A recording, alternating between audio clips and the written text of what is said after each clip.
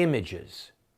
There are times when pictographic images, pictures, moving pictures, they are what are needed, and they decimate words.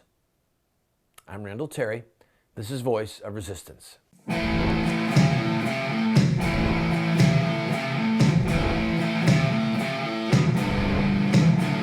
Those who forsake the law praise the wicked. Those who uphold the law resist them. Welcome to the Voice of Resistance. Here's your host, Randall Terry. Recently, I had the privilege of having Joe Scheidler, the godfather of pro-life activism, here in studio. And we were in front of the camera for over 3 hours. We decided that we would do a multi-part series of that interview. This is episode 5, if my memory is correct. And if you enjoy what you see here today, you can find all the episodes online, any that you missed. If I say to you, what do you think about Nazi Germany? What do you think about the Holocaust? What pops into your head? Well, usually, especially if I say Holocaust, what pops into most people's minds are the images that they have seen over the years of the concentration camps. Images of bodies piled up. Images of skin and bone. People who survived the Holocaust barely.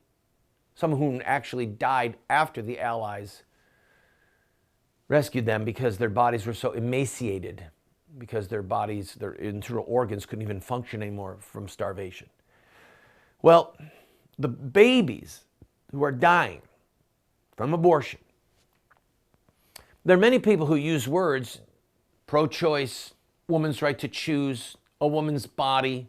They use words to justify this horrific crime against innocent children. But it's images, pictures, moving pictures that decimate those arguments. There were Nazis who had all kinds of arguments why the Jews were the problem, how they betrayed the country, they were responsible for the German defeat in World War I, on and on. But when you see the pictures, that's what changed hearts. And that's what decimated all of the arguments about the Jewish question. Let's go to the interview with Joe Scheidler. I hope that you find today's episode inspiring. I remember way back when Life magazine came out with a series on prenatal life. Yes. The Nielsen pictures. I bought that magazine. That was a huge help for us. I still have it. That was a fantastic help. We have gotten so much help from people who probably didn't mean to help us, but they did. And so we blew up the pictures right away, went out on the streets. And I wouldn't let people talk me out of it. I would show the pictures, still do. We still go out with the pictures. We have Face the Truth tours every summer. We lie in the streets of Chicago and the suburbs and go up into Wisconsin and all around down to Indiana. And we line the streets and people have to look at the pictures. And we get lots of thumbs up and we get lots of thumbs down. Or them pointing at a bird at the sky. Yeah. Or we get people actually drive at us. We've had everything happen. But I think we have to show the pictures, and we continue to. Good. I completely concur. I had somebody say, well, no, it hurts the feelings of women who've killed their baby. And I say, that'd be like saying that, first of all, God can forgive those women, and we want them to find help and healing. But it'd be like saying we can't show pictures of the Jews from Auschwitz because it might hurt the feelings of the guards who work there. Well, I tell people one of the most graphic, horrifying pictures you can think of is the crucifixion of Christ. And yet, we're required to have it. At every altar where Mass is said, there has to be a crucifix. And if we have to look at a man beaten to death practically and scourged and crowned with thorns and nailed to wood, we're required to look at that picture. Why can't we look at a baby that's been aborted? No, seeing is believing. On our television show, we're seeing literally across the country, and there are a lot of good Christian people who believe that abortion is murder, but have never gone out to an abortion mill. And some of them either don't vote or have voted for pro-abortion candidates. Right. I'd like you to speak directly to them. The sins of omission people. The sin of omission is worse than the sin of commission. Explain that, please. Well, there's something cowardly attached to the omission, not doing something. Yeah, for those who don't understand, the sin of omission is when James said, for him who knows to do good and doeth it not, to him it is sin. It's if you know that you're supposed to feed your child and you say, no, I'm not feeding my child, that's a sin. The sin of omission, something you omitted, something you did not do. So go ahead. Yeah, well, commission is bad, but commission at least takes some energy and takes some decision. And it may be a terrible thing, and any sin is terrible. But omission is a weakness, is a lack of something that should be there. And everything, nature is repulsed by the negative, by the absence of being. Nature is repulsed by the negative. And I think human beings are more offended by the lack of something good that should be there than by even a commission of something. That's interesting. I'm thinking of that lady who was beaten to death in New York City decades ago while people watched and didn't intervene. And the anger, that happened to me. When I was 8 years old, there were 3 little girls that were abducted and murdered, abducted, molested, and then murdered in Rochester, New York. And it really shook the community. And they didn't know who did it. They never got the person. But they were teaching us kids in school, don't go with a stranger, never get in someone's car. But the third child, the third little girl, somehow the perpetrator had pulled off the road, and the girl jumped out of the car and was naked running against traffic on the side of the road, and 100 cars passed her.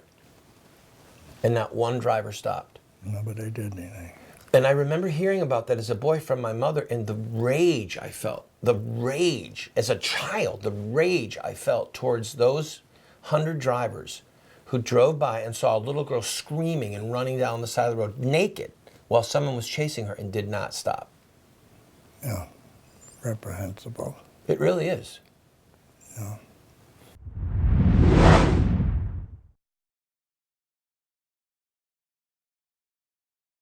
If you own a business and would like to advertise on our program, please contact us. We are currently seen on over 130 television stations from coast to coast. We air at 8 p.m. Eastern, and then all times are local. We have a lot of reach, friend, and this is an opportunity at a great price for you to get your product or your service in front of hundreds of thousands, maybe even millions of people. Also, if there's something that's important to you and you'd like to have a month where you just say thank you to this ministry or promote a certain ministry or a certain cause, contact us. Our rates are incredibly affordable. You'd be surprised. And you, again, can reach into hundreds of thousands, perhaps millions of homes. We're currently seen possibly in over 30 million homes. So give us a call, give us an email, and we'll put a commercial up for you.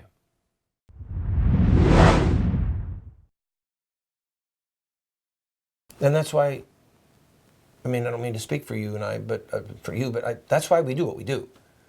I fear standing before the Lord and giving an account for the things that I failed to do. I do too. I have to do this. I always have.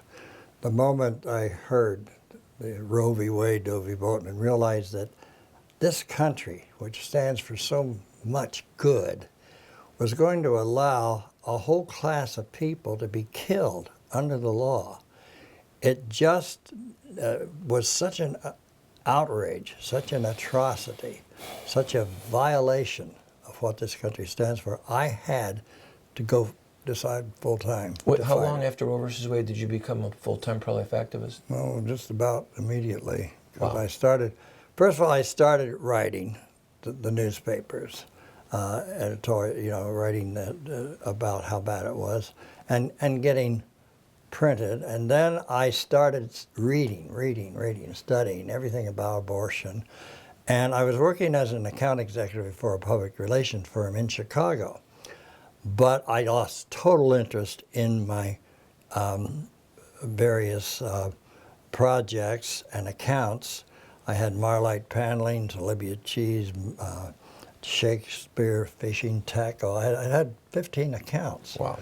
And I did a lot of traveling and You had a good job. I had a good job. I had a beautiful office up on the skyscraper in Chicago overlooking the Chicago River. They let me decorate my office any way I wanted. I had 3 floors.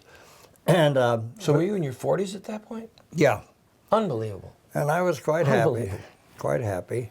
But I read Roe v. Wade, I read Doe v. Bolton, and that was it. So I started reading everything I could find, and there was the Illinois Right to Life Committee was in existence already, and they were a few blocks from my office, so at noon I would go down there and read everything I could find and take their literature. And so finally my boss, who was a Notre Dame grad, Paul, he called me in one day and he said, "Joe, I think you're more interested in the abortion issue than you are in your clients here and your accounts." I said, "Well, why not?" He said, "I'll tell you what we'll do. You should go full time in pro-life." Well, nobody had heard of anything like that, but he said, "I think you should spend full time on this, and we will keep you on until your daughter is born," because my little Kathy was in the womb, and she was to be born in May, and May had wonderful insurance, prenatal insurance. So this is May of '73, right Yeah. after Roe versus Yeah. Wade. Wow. He says you can stay on the payroll, but you don't have to work. We'll keep you on the insurance policy. Thank you, God. What a gift. Yeah, what a gift. And so, fortunately, Kathy came on May 31st, 1973. Every week of payroll Yeah, helped. the very last day of the payroll, and the insurance. And then when she was born, then I went full time. I had the summer, and I set up my office in my home, and I called the Chicago office for pro-life publicity, because I thought publicity, let people know. And we started getting the life and death and passing out the literature, getting on radio shows, going out with the pictures, and just doing everything we could to make people understand what had happened. We put up posters. We'd go out at night on the train stations. Planned Parenthood had abortion ads. We would go out and paint them out. I remember we'd come home in the middle of the night covered with black and white paint, because we'd covered the black with white and the white with black. Sorry, Planned Parenthood, the statute of limitations. Yeah. Na boo-hoo. Yeah, we went to every station. We'd get in those days you'd get a transfer and they would just punch it. And these transfers, there was no room for punching a hole anymore.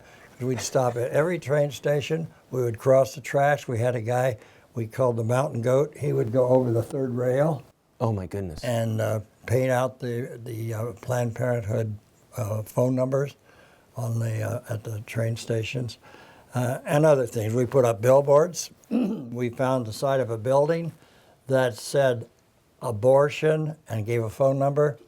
I went in and saw the guy in the building. I said, "I want the side of the building. You're advertising abortion." And he said, "Oh, gee, the guy hadn't paid me for a long time. You can have it." So we got the ladders out and we changed abortion into adoption, which is easy to do. You just change a couple of letters. And the phone number was almost the same. The adoption number was very similar to the abortion number. So we put our ladders up there and changed abortion and the phone number to adoption and the phone number. And did things like that all the time. Anything we could think of that would get the message our out. message out. And let people know there was a resistance to abortion.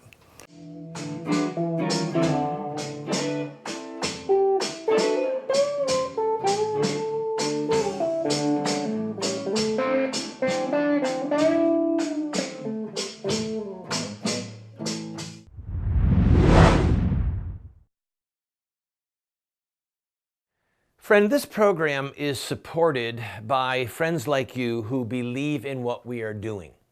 We run a very tight ship. Thankfully, we are on over 130 stations across the country, having tremendous impact. We get emails every day. We get letters in the mail, not every day, but almost every day. We hear from people who love what we're doing. What people don't understand is that it's sort of expensive to produce a television show like this. It doesn't require earth-shattering funds, but it does require financial help.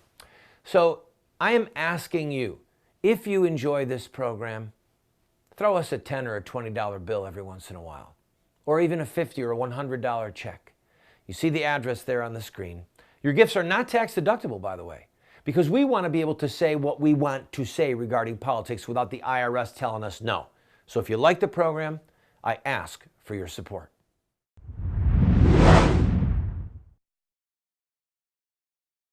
That's amazing.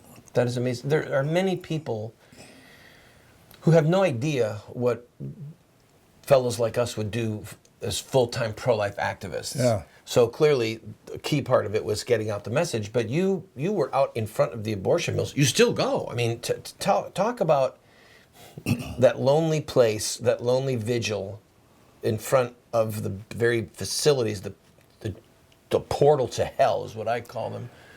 It was tough. You'd find out these places are on your way to work, your way to church, and so on, and the girls are going in. And we'd find out the hours that they went, and we would just go there. And we always had some kind of literature to give them. We tried to talk to them if we could. Very few. They had very quickly, the abortion people knew that there were going to be protesters and counselors, and so they would warn the girls not to talk to us, to go right by us, not to take our literature. And we're all used to that. But we went. We knew where all the clinics were, and we began drawing in followers, people who wanted to do the same things. And we had training courses in how to counsel a woman out of an abortion very early on. This started right away because the clinics opened up. There were 13 immediately in Chicago. That's a lot of abortion clinics. After Roe versus Wade, right in a after short Roe v. time, Wade, 13 abortion mills. Within a couple of weeks.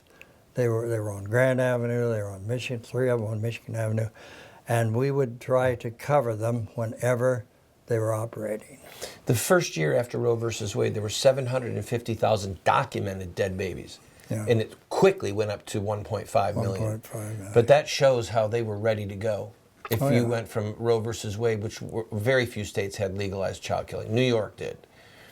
But to go from that to 750,000 and then quickly to 1.5 million shows that these greedy assassins, these hired killers were ready to kill.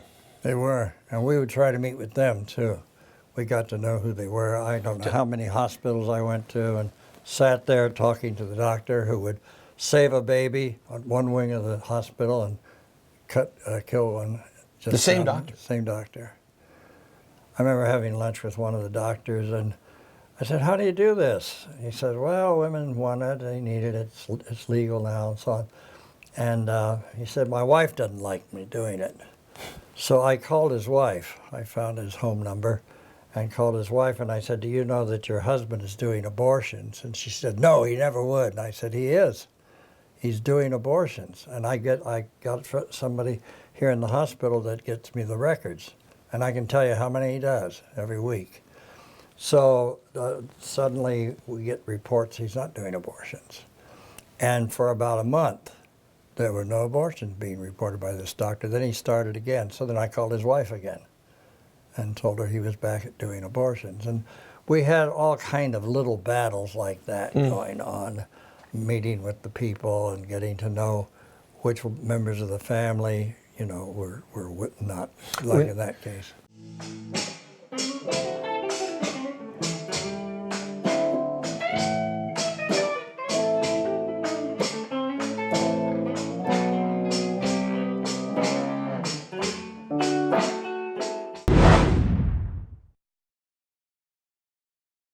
I want to invite you to go to our website. Almost every book that I have ever written is available as a PDF online for free. We have a ton of products, training materials, tools that are available for you for free. All we ask for is that you give us your email address. That's it. So that we can stay in touch with you. And yes, from time to time, ask you to support this work. So I'm inviting you, go to the website. Now, for those of you who say, well, I don't want a PDF, I want a real book.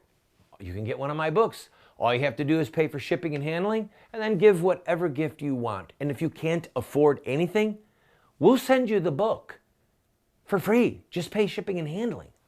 Why are we doing all this? Because we want to change the direction of the country, and we need to raise up a fresh generation of warriors to do that. That's why we have this tool. I invite you, go to the website, see for yourself. I have been a leader in the pro-life movement for 30 years. And sadly, we have not prevailed in our goal to make it a criminal act to kill an unborn baby. There's reasons why we have failed. I wrote this book, A Humble Plea, to Catholic bishops, to evangelical clergy, and to lay people, explaining where we went wrong and what we have to do to prevail. We've made this available as a PDF online for free. I encourage you to go and download your own copy.